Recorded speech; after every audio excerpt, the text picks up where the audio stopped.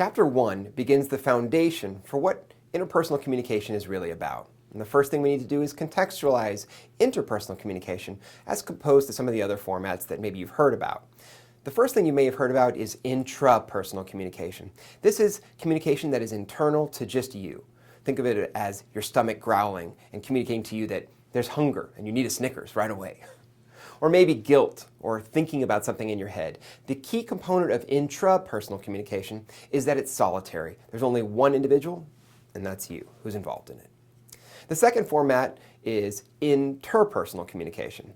We shift now from a single person communicating to a dyadic format, where now you have to negotiate the personalities and all the different components that make up the other person. And that's the main focus of our class. The third one is small group communication. And this shifts from just 2 people to moving between, say, 3 and possibly 12 individuals, representing a small group. Immediately, you can think about some of the differences. In a one-on-one relationship, a dyadic relationship, when you talk, they listen. When they talk, you listen. In a small group, that isn't always the case. Having to decide who's going to talk, who's listening, where are you focused on, all those different components can be taught in a small group communication class, and we offer that here at CSN. The last communication component is that of a public communication context. Public communication, many of you probably had experience with that if you took COM 101, oral communication. And here you have a single individual speaking in public speaking to a larger audience.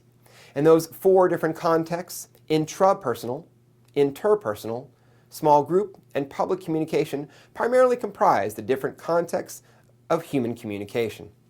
But for our course, we're going to be focused just on interpersonal communication. Understanding that interpersonal communication is a dyadic transaction is important, but it's also important to recognize that not every 2-person exchange is really interpersonal communication.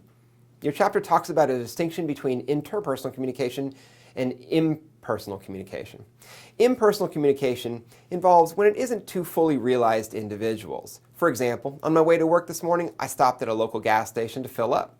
I gave the attendant some money. He said, "Hey, how's the weather out there?" I said, "It's getting kind of hot. I hope it stays cool today." And he said, "Yeah, me too." And then he registered and gave me my gas, and I drove away. While we did absolutely communicate, in this interaction, I'm simply client. I'm customer number 422 in a list of 900 he's going to see that day. And he represented an employee or an attendant for me. Neither one of us were fully realized individuals. For interpersonal communication to exist, you need to have fully realized individuals. Think about the dynamic between you and your best friend. Think about it between you and your significant other, or maybe a family member, and hear all the different components about what make them a unique individual come into play, how you value their opinion, and how they become realized and full individuals for you. And that is what makes an interpersonal exchange.